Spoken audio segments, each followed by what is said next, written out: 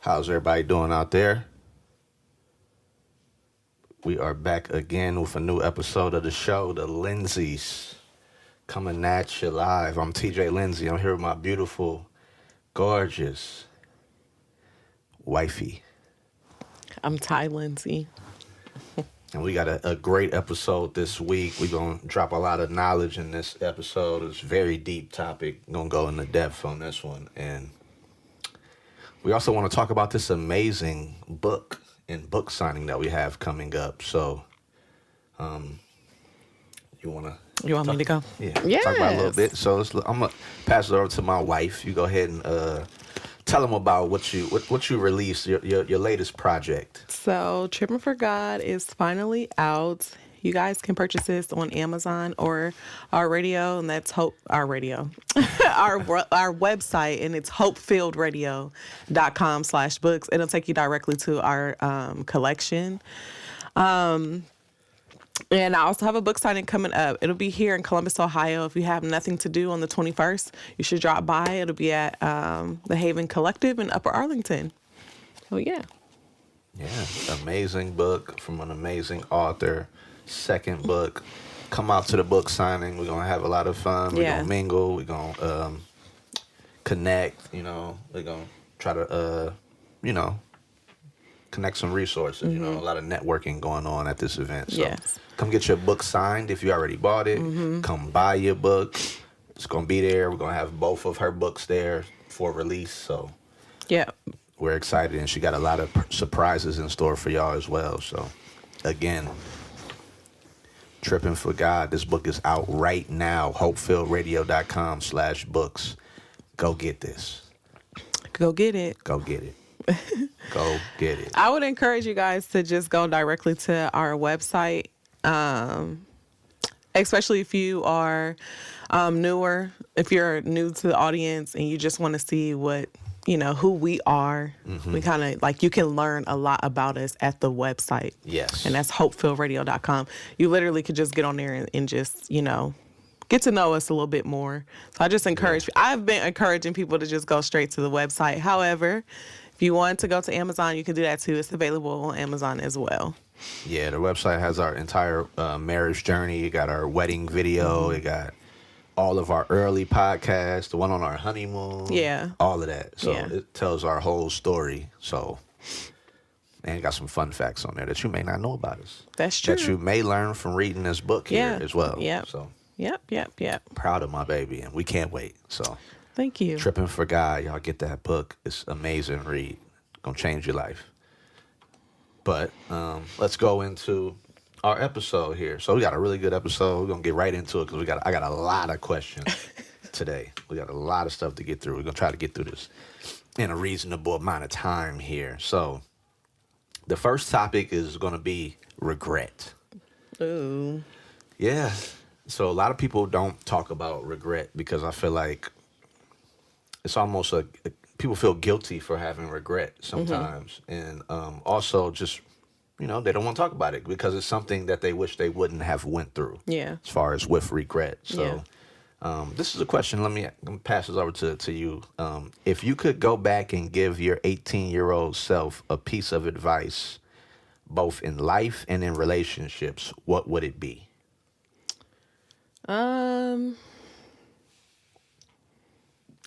In life, I would say the advice I would give my 18-year-old self would be, it's okay. life is just full of ups and downs, and it's okay. Like you ain't. It's okay. Yeah. Keep going. It's okay. Some things you cannot change. It's okay. Keep going. And as far as relationships, this is going to sound wild, but I would tell my 18-year-old self it's overrated right now. At 18, being in a relationship is overrated. Go out and live. Okay. I like Yeah. that. I like that. So for me, life lesson, I would say one life lesson that I feel like I would tell my 18-year-old self is that anything is possible. I think that would be the biggest advice because sometimes we'll hit like roadblocks or we'll hit like blocks in the road in our life and we'll let those blocks define our entire story. You know, Yeah. we let one chapter define our Yeah. story. So I would tell my younger self that anything is possible, and no matter, don't let temporary circumstances affect your long-term thinking. Yeah. So that's one advice I would give. As far as relationships, I would say I would start with probably the same thing you kind of said. Say to focus on yourself first. Yeah. You know what I'm saying? You can't love nobody until you love yourself.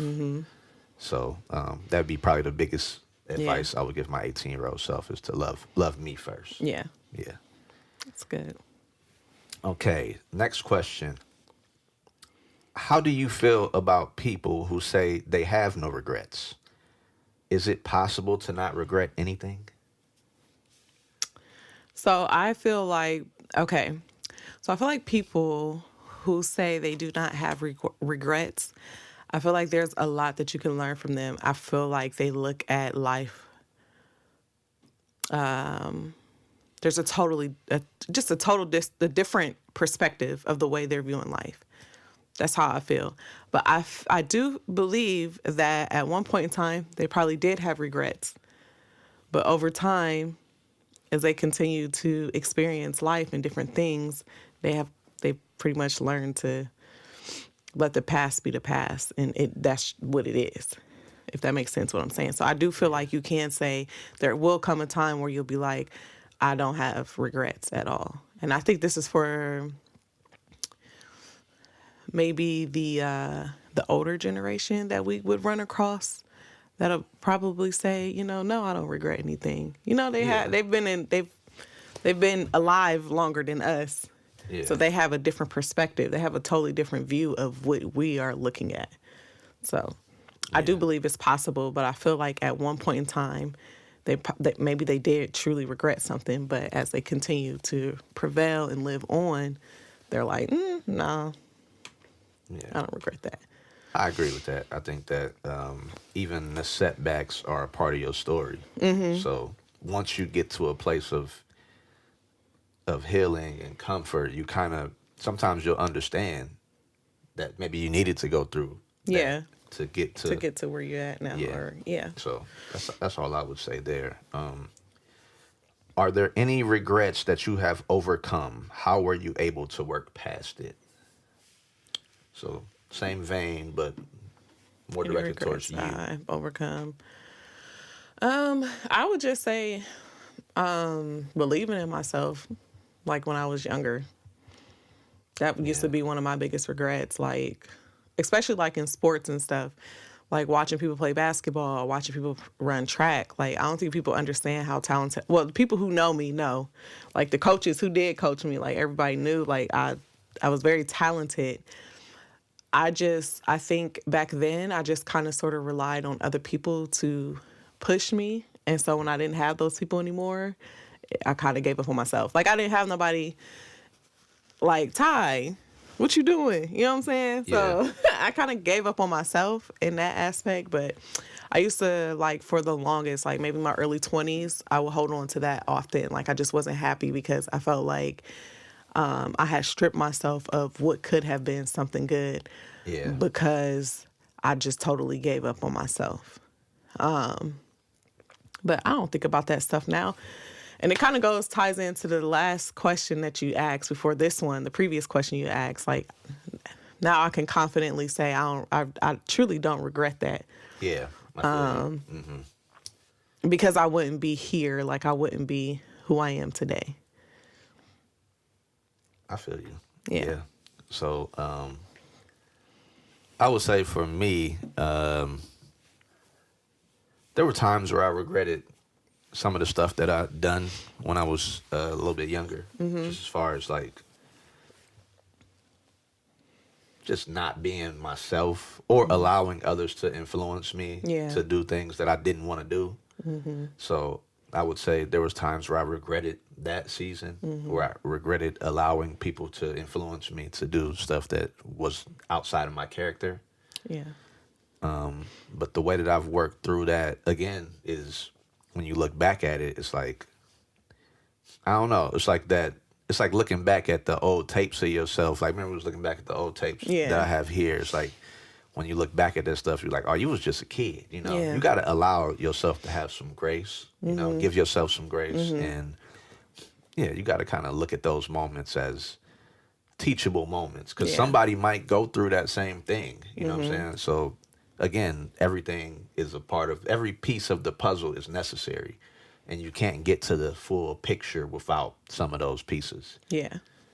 So I would say that's how I was able to get over it. But if we connect that to the word a little bit, we got Philippians 3, verse 13, where it says, brothers and sisters, I do not consider myself yet to have taken hold of it, but one thing I do, forgetting what is behind and straining towards what is ahead. Yeah. So that's, you have to have that next play mentality again. You can't dwell on the Yeah. past and let it define who you are Yeah. in the future. And also another thing I think we liked about this Philippians 3, I think it's 19. Yeah. Their destiny is destruction. Their God is their stomach, and their glory is in their name, is in their shame. Their mind is set on earthly things, Yeah. but our citizenship is in heaven. Yep. So I think regret often reveals to you that you got your mind set On earthly things things of this yeah. world and not, you got to let it go. And You that's gotta move literally forward. like accomplishments, accolades, the titles behind your name. Like we're so fixated on those things. And like you just said, we're citizens of heaven. Like none of that matters. Yeah, absolutely. Over time, like it just doesn't matter. So you don't want to beat yourself up about what could have been, Yeah. You just keep going. Absolutely. That was good. That was good. So now we're going to move into this next section. So this next section, we're going to get deep. This is about trauma. So this is a very important and serious topic, and we're going to speak on it here. So, wife, have you ever been to therapy? Tell me what you learned about yourself from your therapy experience. Yes, I have been to therapy. I learned that I learned a few things. I had abandonment issues, and I was a people pleaser. Like I had a really bad thing with just like pleasing people. I'm trying to think.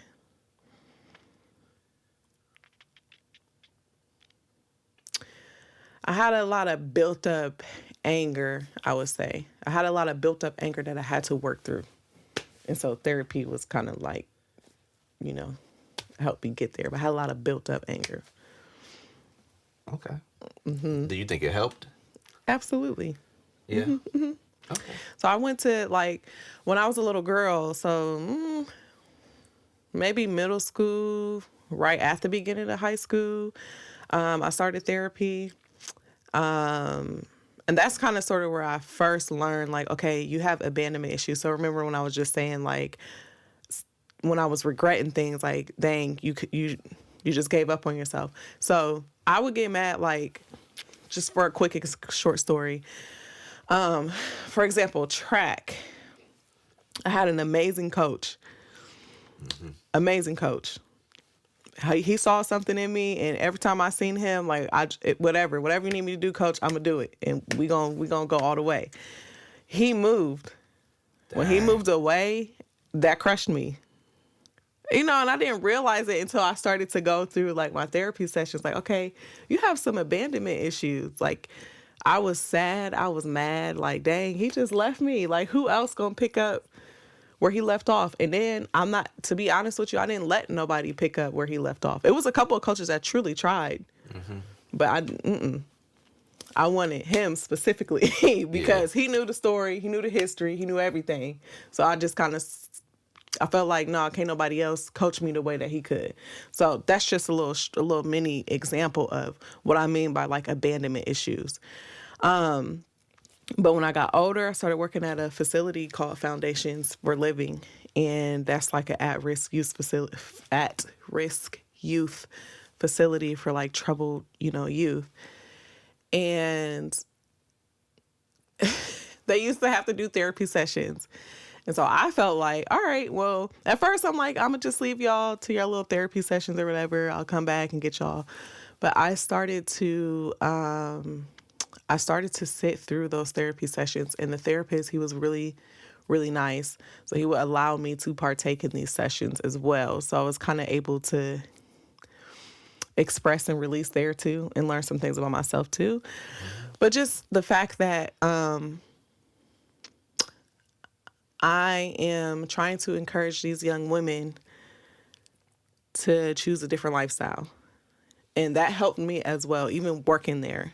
Like, I can't be telling them, like, don't be fighting each other or don't do this and do that. And then I go outside outside these doors, and I'm out here acting up. So that kind of helped me too. I know I kind of got off topic there, but to tie it all in,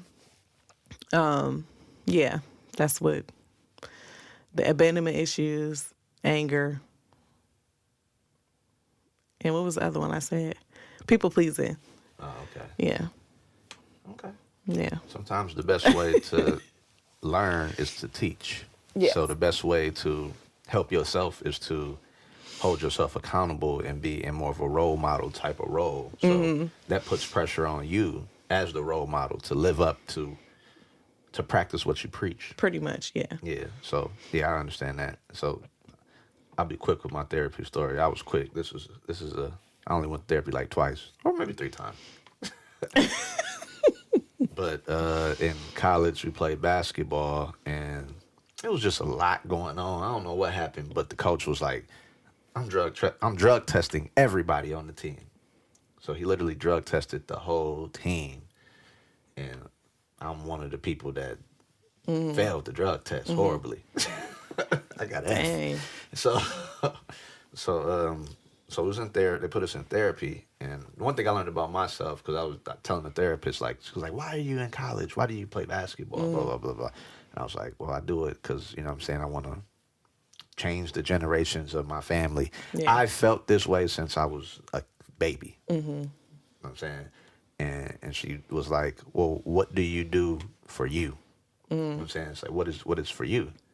And it was a question I really couldn't answer. Like, you're right. And that's kind of where I got my first answer from, as far as like regret, is doing stuff, not putting me first. Yeah. Yeah. And doing it for everybody else. Yeah. But me. Yeah. But that's my therapy story. I learned a lot from that one situation. So, why do you think so many of us have a hard time seeking therapy? Well, I feel like, so when I think about when I grew up, I don't feel like our parents really pushed that. That's first thing first. That wasn't really talked about. When I think about me and my friends, like, therapy just wasn't really talked about like that. They say you need a whooping. Yeah. Whoopings was a form of therapy. That's true. That's true. But, some kids need more than just, like, a whooping is not going to do it for them. Like, you know what I'm saying? Sometimes you have to get to the root of it. And the whooping it's not going to get you there. Yeah. So some children they truly need that therapy. They need to feel heard. That's really what it is. They need to feel heard. But I feel like when I was coming up, like you didn't hear people's parents talking about it. I know in my household they did not talk about therapy. I was in therapy because I just said it flat out. Like, Yeah. I want to go talk to a therapist. And then society. I think society pushes the narrative that, oh, if you go seek help with a therapist, something's wrong with you. You're crazy. And it's like, Yeah. that's not what that is. Yeah, exactly.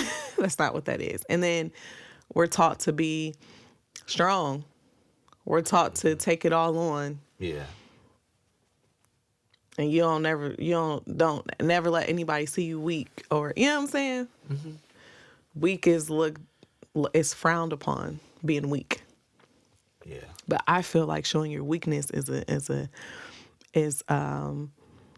a characteristic of showing strength to me. I personally feel like. Yeah.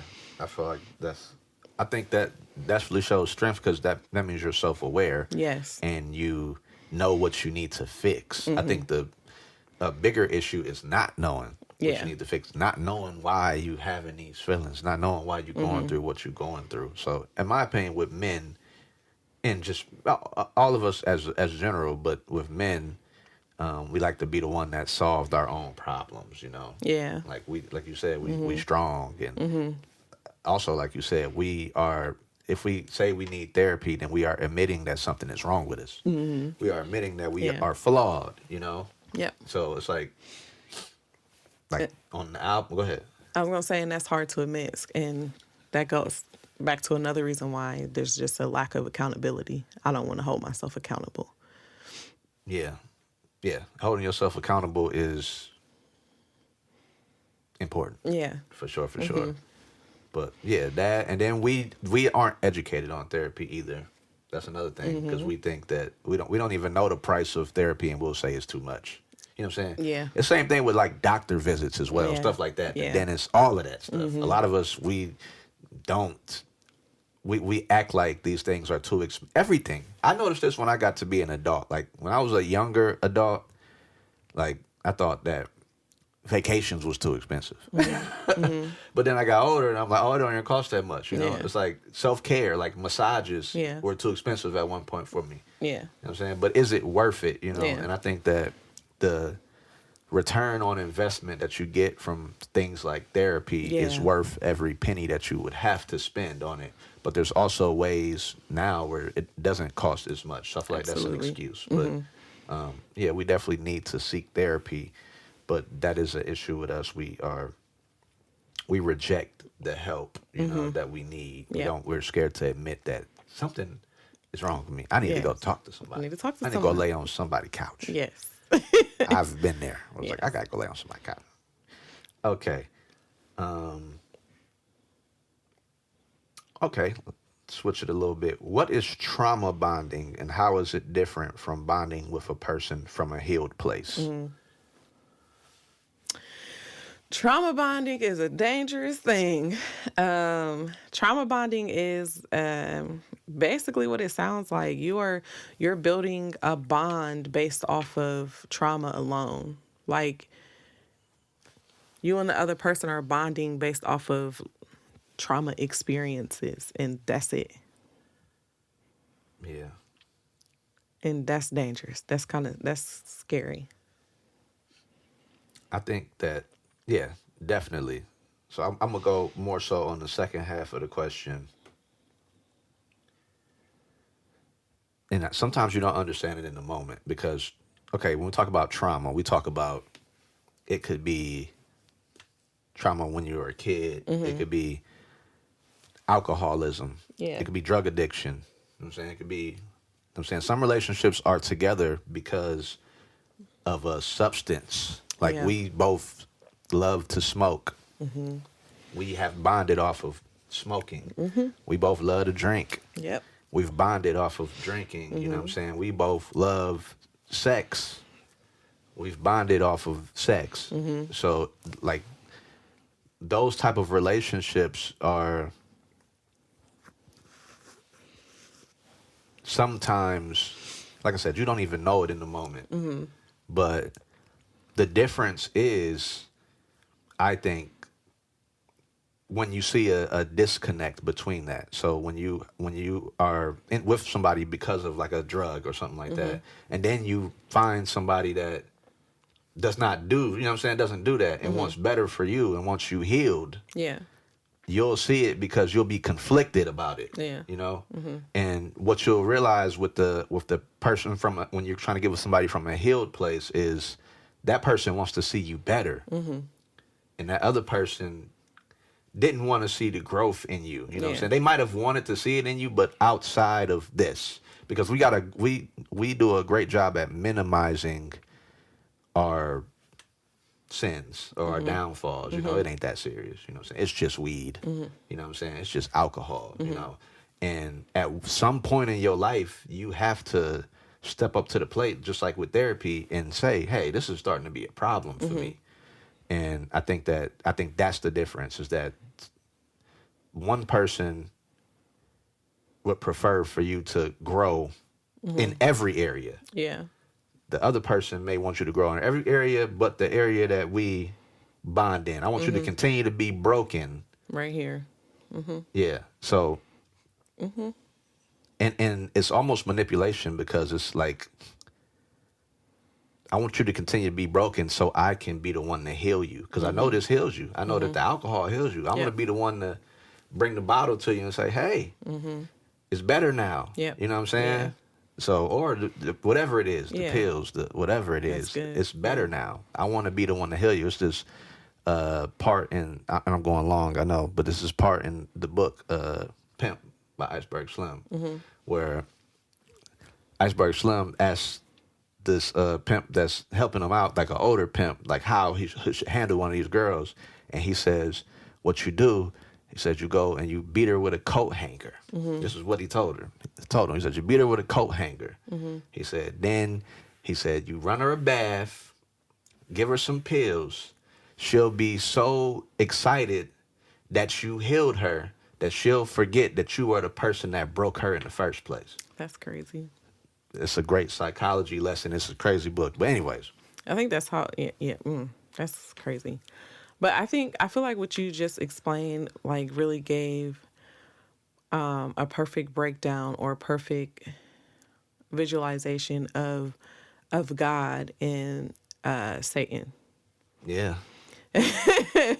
Because Satan brings gifts too, right? Exactly. And you could do this, you could do that, you could do this, you could do that. However, though, you got to stay right here, whatever that sin may be.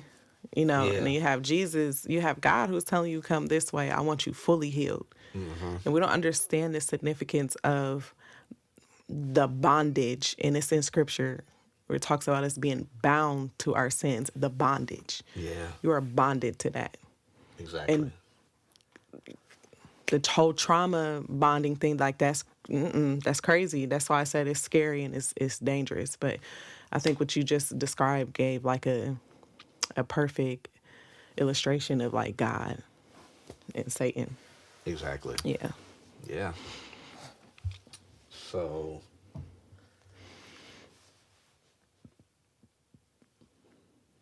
can trauma bonding be true love, like Bobby and Whitney? Or is it permission to stay broken? You are funny. Or like Blueface and Christian, you know what I'm saying? We see it out here all the time. The trauma bonding. Is this true love? Or is it permission to stay broken? It's permission to stay broken. Because what happens is once you see, okay, so let's say one of them is like, you know what, I want to change. Krishan and Blueface are the perfect example. Krishan has tried to change in so many ways. But then you have Blueface who he knows kind of like exactly what to say or do to kind of reel her back in. Yeah. And then she back on her bull or whatever, however they bonded. Now she back on that again. And now she's smiling. And now she basically what you described about what was in the book. Yeah. Like, you know, the psychological part of it. Yeah. They know how to bring you back. Yeah. And even like with domestic violence situations, like I've talked to a lot of women who one of the questions that I asked is, how do you get to a point to where you stay so long? And literally almost every single answer is just that. Well, first you don't look, you don't look at it like that. You forgive them, and they beat you down. They break you down mentally. I hear them say it all the time. They break you down mentally first. Once they have you mentally first, it's hard for you to get away. Then that's when they get to doing all the physical beating and all of that. They have to be able to control you first. Yeah. And it's just like that with Krishan and Blueface. Yeah. I'm just using them because we see them all over the internet. But it's a lot of Krishan and Bluefaces. Yeah, I'm gonna give you an example. I'm gonna give you a good example. This don't even sound like abuse, but this is Okay. This is a trauma bond. This is a way you can be controlled by a trauma bond. On the 800-pound wife, do you notice that all of their significant others are the ones that always give them exactly what they desire? They keep them in this state. Now, you have to make the decision to come out of it on your own, but they are feeding their sickness. Yeah. I'm feeding it because this plate, I know this plate you gonna like me after I bring you this plate. That's just one example. That's the example that people might not see, but it can be subtle like that. Yeah. It's all in all areas where we weak. Yeah. So I feel like it's hard to say that. What did you say? Was it love? Yeah. Is it true love or is it permission to stay broken? I just think it gives permission to stay broken. True love, no, because if you love me, you would want me to be the best version of myself. And let's say I don't want to, then you would love me enough to let me go. Same thing with back to God and the devil. I take it back to God. God says, I have your citizens of heaven. I have gone away. I'm building you a mansion right now. My mansion green, by the way. But I'm building you a mansion, something that's far more greater than this. However, I love you enough to let you do what you want to do. If you decide that you don't want to live with me eternity, I love you that much to do you. Yeah, you're right. So that's a part of it too. I don't know, we look at it and we think that that's mean, but it's like, no, that's facts. That's factual. I can only say so much and I can only do so much. And I love you enough to be like, no, I cannot stand by this. I can't let you, I don't want to be a part of this. But I love you. I wish you well. I don't want to be a part of this. If a person loves you, they want you to be the best version of you at all times. I'm not going to play the manipulation game and try to do all of that. It's just, again, it's giving both of us permission to stay stuck where we are. And in most cases, you see one trying to get better and the other one reeling back in. And it does not work out. In most cases, it doesn't work out. But I'm sure there's a couple out here that did it together. They got out of whatever, what I'm saying? They did it together. But in most cases, we don't see it happening like that. Yeah. Yeah, I think that's something we miss is in love, because it don't feel like love when somebody if somebody's strong enough to let go of you, because I might not be healthy for you, you know what I'm saying? If you can recognize that, I think that is getting towards true love. Yeah. So that kind of leads to the next question. Is it possible for two broken people to heal together? I think they can. I think it's very rare though. That we see those, because you always find one person wants to get better and the other person doesn't. Yeah. But like I said, it might be couples that have done it together and they probably still together. But in most cases, like, nah. Oh yeah. It's a slippery slope. I'm gonna bring up this theory here that I have. Again, I told you yesterday. It's called the sick physician, who is just, if you look at it literally, it's a doctor who is sick himself, who is still tasked with healing others. So I think there's a difference between we got to understand the difference between being hurt and being injured. You know what I'm saying? Okay. or playing hurt versus playing injured. You can sometimes play hurt. If I'm hurt, you know what I'm saying? You never 100% when you're playing. However, when you injured, you need to sit down. I think you can help the team from a place of being hurt. You know what I'm saying? Michael Jordan had the flu, helped the team win the game. You know what I'm saying? However, if you injured, then I think there's no way you're going to be in a position to help somebody else if you I like that. need to get healed yourself. Yeah, I like that. In that season. So, okay. Now I got another one. Let me see how you feel about this one. Do you think this happens in church where people may stay at a church that is not pushing them to grow spiritually because of unhealthy trauma attachments? Yes, I do. And that has a lot to do with why people say when they finally detach themselves that they don't want nothing to do with the church. And a lot of times they don't want nothing to do with God either. Like they cool. Yeah. Once they finally detach, they like, no, I'm good. I'm good on God. I'm good on the church. I'm good on all of that. Yeah. So I do think that I think that happens a lot. We don't talk about it a lot, but I do think that happens a lot. Have you ever been in that situation? Have you ever been attached to a church that may not have been right for you? No. No. Have you ever seen it? Have I ever seen it? You ain't got to give a specific scenario, but have you ever seen it? Actually, I take that back. I've never been attached to this particular church. However, my siblings would go, and this is when we were younger, but when I visit that church, I'm like, nah, something's off and this ain't right. I'm cool. No. Yeah. No. And I used to look at them. I used to ask them, like, why y'all want to go there? And, but I just felt like it was on them to learn and figure it out. Yeah. I didn't want to push what I was taking from it. You know what I'm saying? I didn't want to push that on them. But there is a particular church. I do remember that. I like, absolutely not. Now, they never did nothing to me personally. Like, I never allowed myself to attach to the church because I just seen things that I'm like, absolutely not. Yeah. That's one thing I don't play about. Church, I don't play about church. If it ain't, Yeah. If it ain't giving God, I don't want nothing to do with it. I'm cool. You ain't about to take me to hell with you.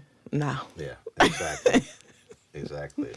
So I know there's in the Bible, you got Proverbs 27:17, as iron sharpens iron, so one person sharpens another.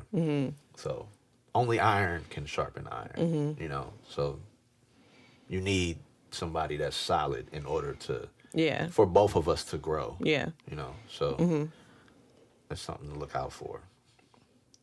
Okay. What about you? Have you ever witnessed any like? Oh man! Oh my God! Oh my God! I'm done with you. You have? Have you ever been through it? Or you just witnessed it? I've been through it. Oh. Man. Dang. I'm gonna write a book about this one. I have not told my story yet, but I'm gonna tell my story. Mississippi elite. I went to prep school at Wow. Something wasn't right about that church. Something wasn't right. The pastor tried to fight me. Ooh. That's crazy. My parents had to come and kidnap me in the middle of the day. And my pastor found a bus on the side of the road. And we cleaned it up and we rode that bus to school every day. It was beehives in the bus. That's the story. I'm going to tell you. The pastor had us in the back boxing. Each other, yeah. What? Did y'all have gloves? Yeah, we had gloves. Oh. But why? Like, what? I don't know. No. That's a story for a different day. What? I'm going to tell y'all about the Mississippi elite story. But that's crazy. And then, that's where I met a lot of your people. Of my friends, yeah. But dang, that's crazy. Yeah, it was like a group home. Almost what it felt like. Dang. Okay, borrowed trauma. So we're gonna stay with the trauma topic, but now we're gonna talk about borrowed trauma. So, what's the worst piece of advice you've ever received? Um, I honestly, I honestly cannot think of a time that someone has given me terrible advice. I can think of people trying to give me very good advice, but the season that I was in, I did not want to receive it. I didn't want to hear it. Yeah, I can think of a lot of bad advice as a man. Young men in the neighborhood, the OGs is always trying to give you some advice. They always trying to, hey nephew, come here, man. Let me tell you about. Okay, man. It's cheaper to keep her. You know what I'm saying? They always got a catch line. But I would say the worst piece of advice that I've ever gotten, it's all been around women. Older men trying to teach me how to basically have my way with women. And it's all unhealthy. And you shouldn't be telling little cats Yeah, that. That's yeah. bad advice. Yeah, And it comes from a place of a child, yeah, of somebody who has not matured, because a lot of these older dudes, they still 13. yeah, You know, a lot of them have been maybe in prison, you know what I'm saying, for some time, you know, or, you know, they just never grew up.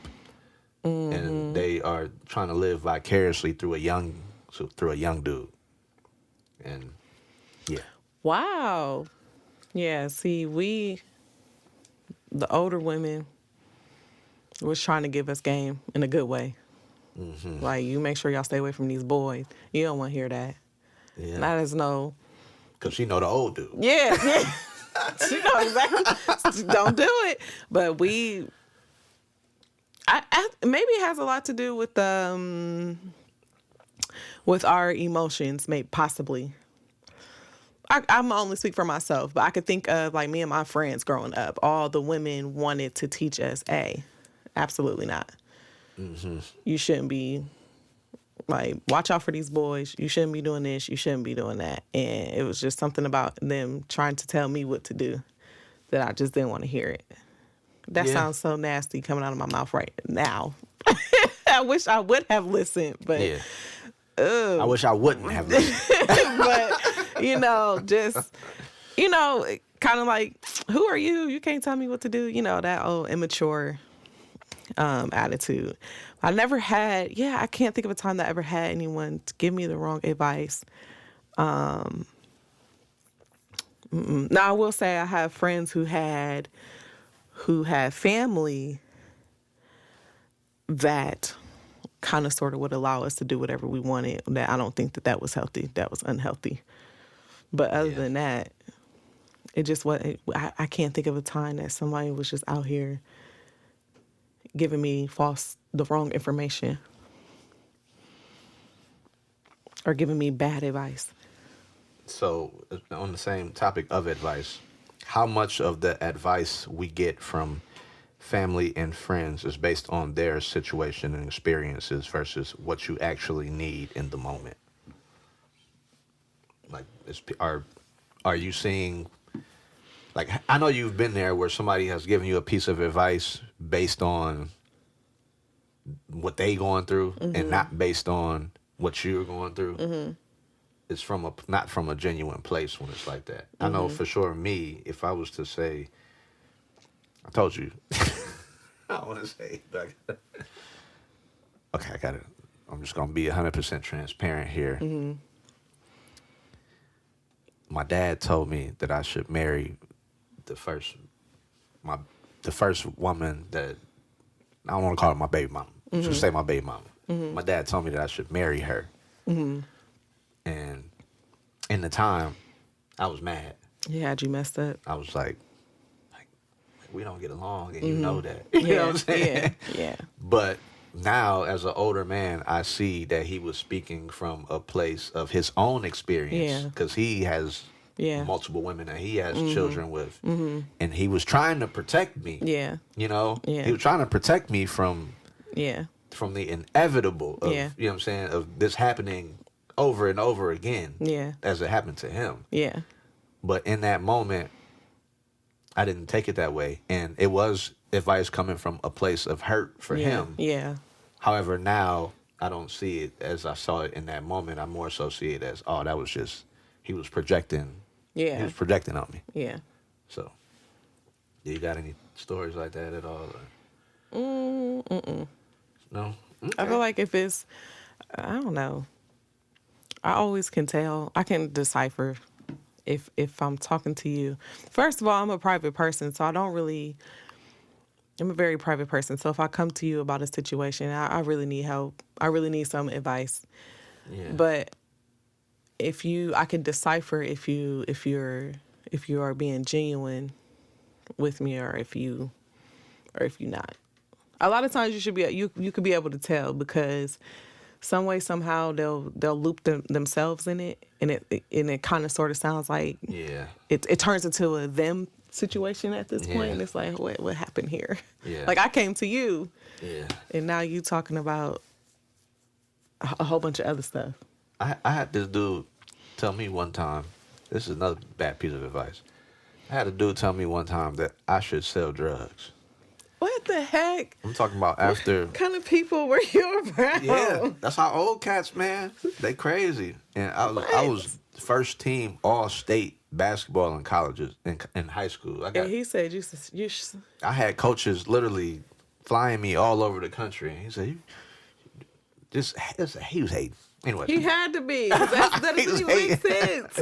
I looked at him like I was old enough to say, "Man, get out of my face." Yeah, that's crazy. Dang.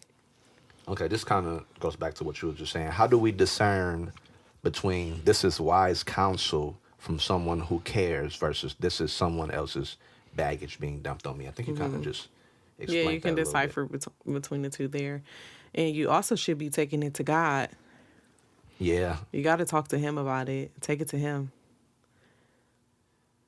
There's a scripture I'm trying to find here. In John. Yeah, 1 John.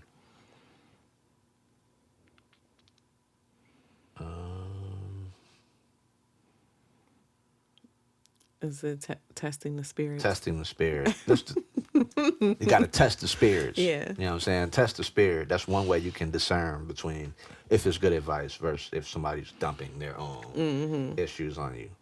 Now, should your friends or family's opinion of your partner or somebody you like shape your feelings toward that person? And has this ever happened to you? I would say it has never happened to me. Well, it shaped my feelings in a different way. So I was the type of person that I think I've said this a lot. I'm going to reiterate it again. I have never been a follower. So you cannot tell me, and you might be giving me some great advice. You know, you might really be looking out. Yeah. But I know. Yeah. All it has done for me is make me like a person even more. You know? Yeah. And I think a lot of times I end up liking this person more than what I truly should have. And my friends and family was 1,000% correct. Yeah. Oh, yeah. They have been like that, too. 1,000% correct. Yeah. But I don't know what that is. I think testing the spirit goes to that, too. So, I mean, sometimes the advice might be from a selfish place. However, it might be good advice. Yeah. Yeah. So you got to test it. Yeah. And you won't know until you test the spirit. Yes. Have you ever acted based on bad advice in a relationship? No.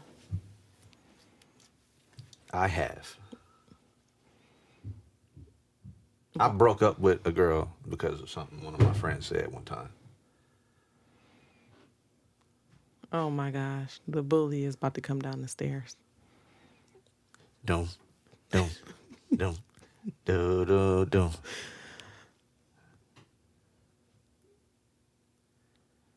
Anyways, Okay, he ain't thinking about us. That's our son, y'all, in the background. We get bullied over here. Yeah. But yeah, I actually ended a relationship based off some advice that I got from some people multiple times. Really? Yeah. I've had people in my ear telling me about multiple women that I've been with in my life. People always want to come to me and tell me she ain't this, she ain't that. Yeah. And it's been men. And I don't like that people say women are all gossipy. Men be gossipy Yeah, too. they do. So I've had that happen to me a lot of times. Men will come up and a lot of times I've heard this before, sometimes they just want your girl. Yeah. There's times where that can happen, but I would never do it again. That was bad for me to do that. So yeah. I got one more question, but do you want to wrap it here or? All right, one more question. All right. Now, do you think some pastors preach from a place that colors the gospel based on their own experiences in the church?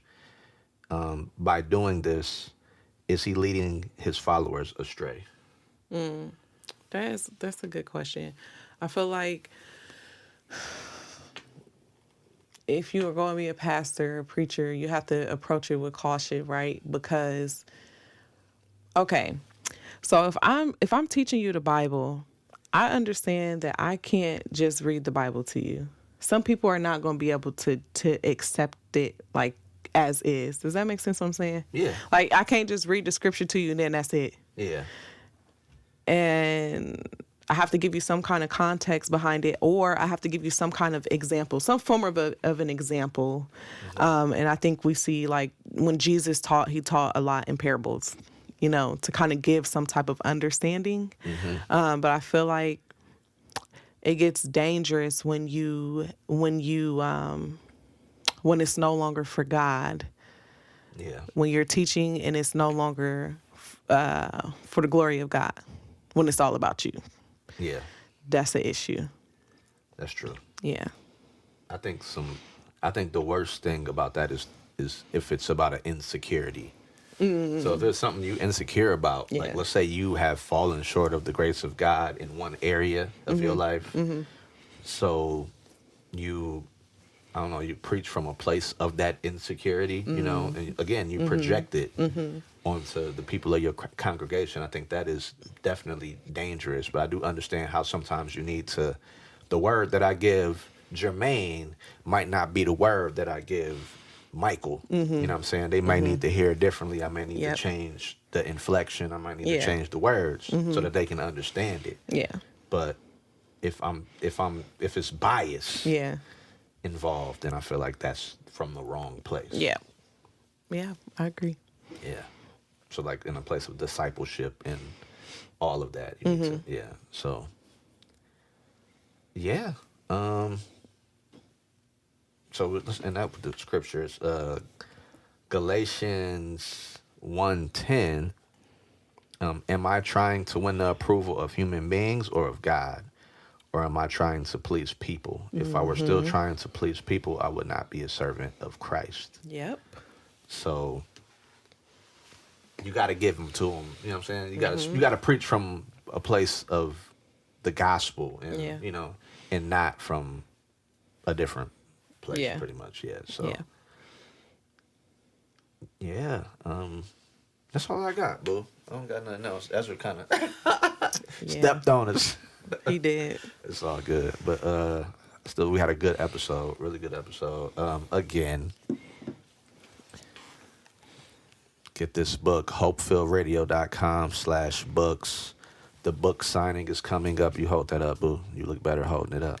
I can't with you. You could have held The this author up. holding it up, you know. Tripping for God, amazing book about her travels for the Lord. My wife has been all over the place serving the Lord. She sometimes will just venture out on her own, and I gotta send people to find her. You know? She like Carmen Sandiego of the church. That's right. So get that book, Tripping for God, on sale, hopefillradio.com/books. It's available now. I appreciate everybody who bought it already. Please write us a review. Leave some questions in the comments. Yes. How do you feel about this conversation? Reviews on our website. Hit us up. Come to the book signing February 21st. A lot going on right now, but we love y'all. Y'all stay safe, and like Pam say, Bye.